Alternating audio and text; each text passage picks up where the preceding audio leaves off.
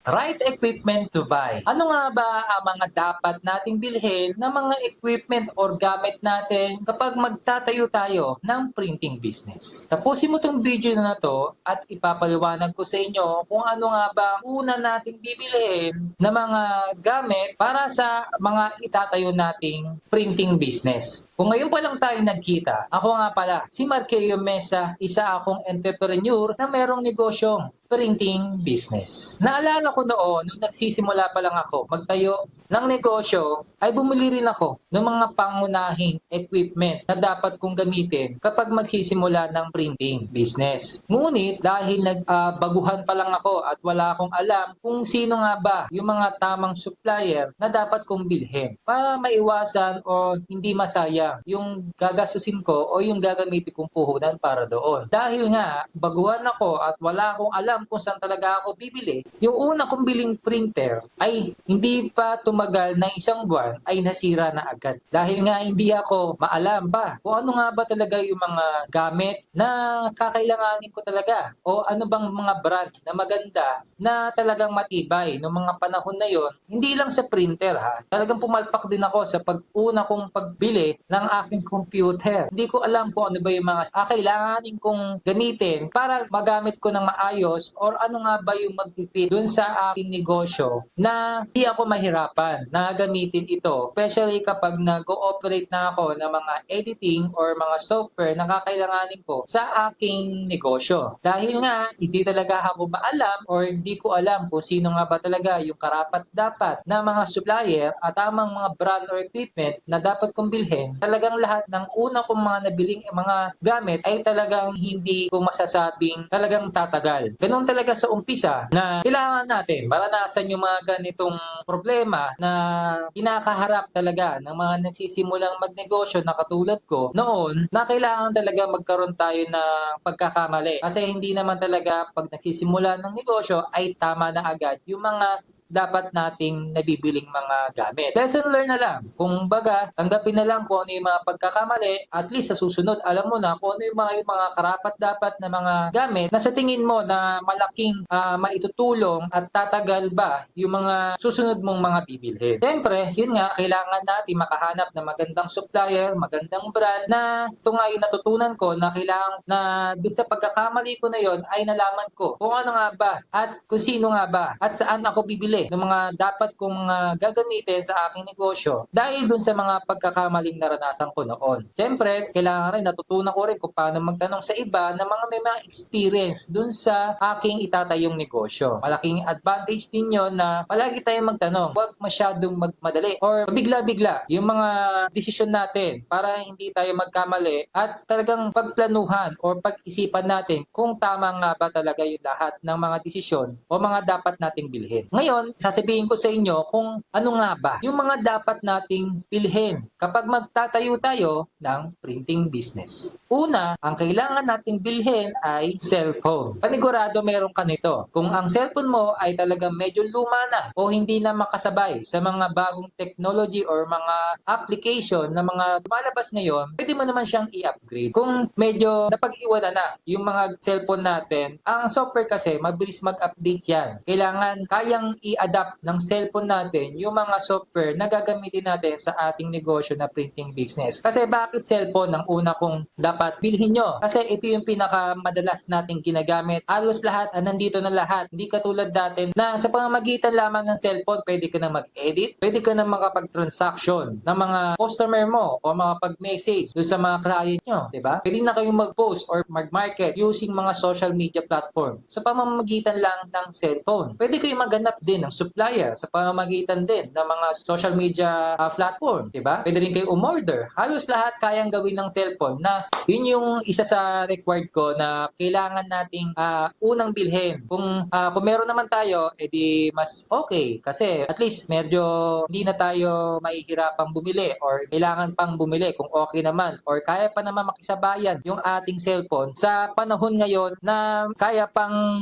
mag-operate ng mga umuuso ngayong mga software, no, na magagamit natin sa ating printing business. Pangalawa, na dapat mong bilhin kung meron ka ng cellphone ay ang desktop or laptop. Siyempre, kapag medyo tumatakbo na ng maganda yung ating mga negosyo or di na kinakaya ng ating cellphones dahil sa dami ng mga edit natin, sa dami ng mga inquiries, sa pagsisave ng mga file, hindi na kaya. Kumbaga, parang nahihirapan na kayo, nai-handle lahat yon dahil nasa cellphone lang. Advisable ko na kailangan nyo nang bumili ng desktop or laptop. Siyempre, tamang pagbili pa rin ng mga ano ba yung mga specs na kakailanganin natin, especially sa mga software na gagamitin natin dito sa ating bibilhing desktop or laptop na kailangan maging mabusisi. Magtanong tayo sa may mga alam na mga gumagamit ng mga software na gagamitin natin na para hindi tayo mahirapan kung sakaling gagamit na tayo ng desktop or laptop. Kasi mas malaki pa rin talaga yung meron tayong alam kahit papaano bago tayo bumili ng desktop or laptop para hindi tayo mahirapan or magsisi sa huli kung sakaling ino-operate na natin siya ay mas lalo pa pala tayong nahirapan or hindi pala fit or hindi pala papasok yung ating bibilhing doon sa gagamitin nating software. Kailangan pa rin talaga na tanong muna, mag-search sa internet, sa YouTube kung ano nga ba yung mga karapat-dapat na sa tingin natin or magpapabilis ng ating mga susunod pang mga transaction or pag-edit para sa ating negosyong printing business. Advantage din pala kapag desktop or laptop yung gagamitin natin na equipment or gadget na gagamitin natin sa ating printing business dahil napaka maayos tignan or hindi tayo mahihirapan maghanap ng file, hindi tayo mahihirapan mag-edit, napaka multitasking siyang gamitin na napakalawak pa at malaki yung screen na nakikita natin. Madali tayong mag-twist or maglipat kapag may mga transaction, mga may na ine-edit o madali tayong maghanap ng mga file para sa mga kakailanganin ng mga nag-i-inquire sa atin, ng mga customer. Madali tayong mga pag-market. Makikita natin na maayos kung ano nga ba yung mga iba pang features na makikita natin sa mga software na ginagamit na magpapadali kung paano natin mamamarket ng maayos yung ating mga negosyong printing business. Dahil malaki rin ang pagkakaiba ng desktop at ang cellphone kapag dating sa mga features ng mga social media at mga software or application na ginagamit sa printing business.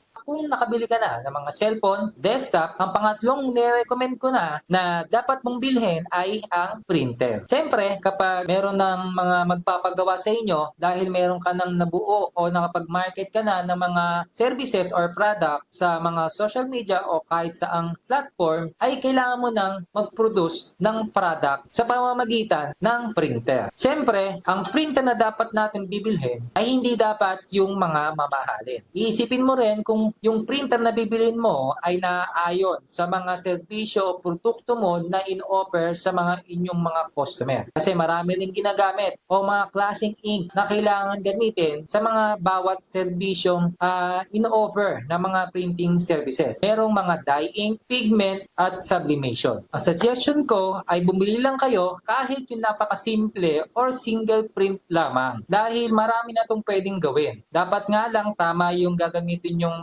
printer at yung ink na gagamitin sa inyong mga service or product sa ating mga printing business. Maraming mga tutorial na makikita kayo sa mga YouTube or sa mga social media platform or pwede kayong sumali sa mga community na nakakaalam kung ano nga ba yung mga dapat gamitin na mga printer sa ating mga negosyo. Dahil hindi lahat ng printer ay pwede, ay user-friendly kapag magsisimula ng ganitong negosyo. Kapag magsisimula talaga ng mga printing business, base sa aking experience, ay kailangan talaga, ay naniniwala ako na hindi talaga kailangan ng mga mamahalin or maraming equipment or mga gadget kapag magsisimula ng printing business. Iwasan natin na mainggit sa iba dahil meron silang mga kumpletong gamit, dahil labanan natin yung inggit dahil sila marami na silang napatunayan o marami na silang napagdaanan kaya nakabili sila ng mga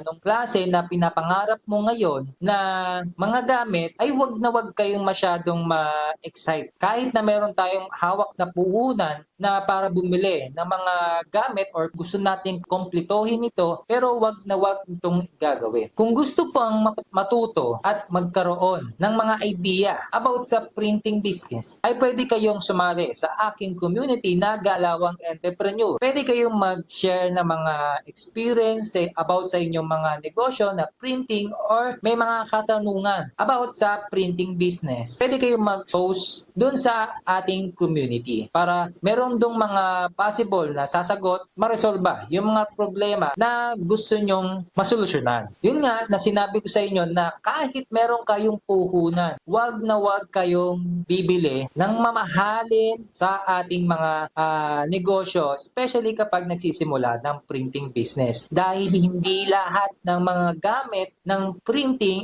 ay magge-generate ng income sa ating negosyo, especially kapag nagsisimula tayo na posibleng matulog lamang yung gagastusin nyo dito. Pwede nyo subukan kasi nakadepende pa rin tayo kung ano nga ba yung mga ima-market natin ng mga product at ano nga ba yung mga makukuha nating mga client or ano ba yung mga kailangan nila. Minsan nga, halos kumpleto na tayo ng mga gamit sa ating printing services, yun pala, ni isa dun sa services or mga gamit natin ay hindi magagamit sa ating mga service or product dahil iba pala yung hinahanap ng ating client. Napakalawak ng industriya ng printing business. Napakaraming services na pwedeng i-apply natin sa ating mga negosyo. Ito lang ang tatandaan nyo. Hindi natin kailangan ng kumpletong gamit kapag magsisimula ng printing business. Lagi nyo yang tatandaan. Dahil habang nilalakbay natin ang ating negosyong ito, ay doon natin malalaman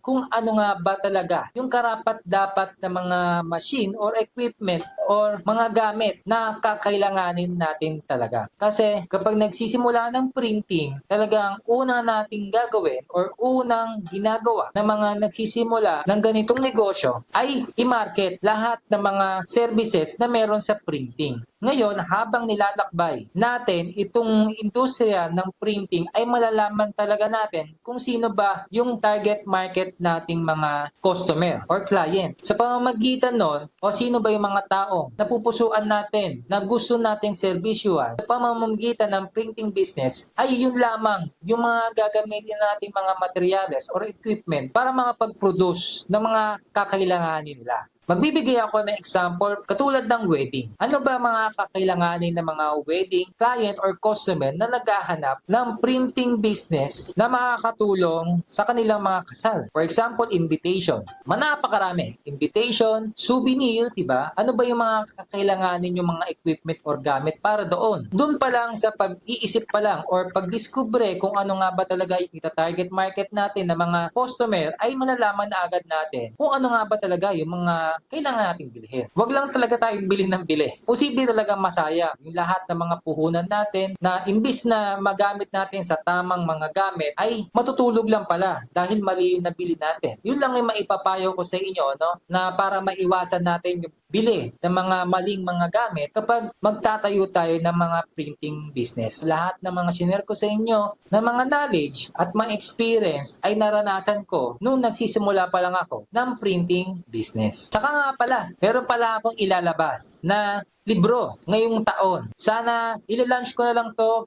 soon kung sakaling umabot ngayong taon or mailabas natin bago matapos ang taon na to. Palike na lang din yung aking mga social media accounts na sa aking Facebook, TikTok, at YouTube account. Yon. Sana marami kayo natutunan sa video kung ito na tungkol sa tamang pagbili ng mga equipment kapag magsisimula ng printing business. Lagi nyo lang tatandaan, lahat ng mga iniidolo nyong mga negosyante na nagtatagumpay ngayon ay nagsimula rin kung paano ka nangangarap ngayon at kung anong meron kang negosyo na sinimulan ngayon. Muli, sana magkita tayo sa susunod ng aking content.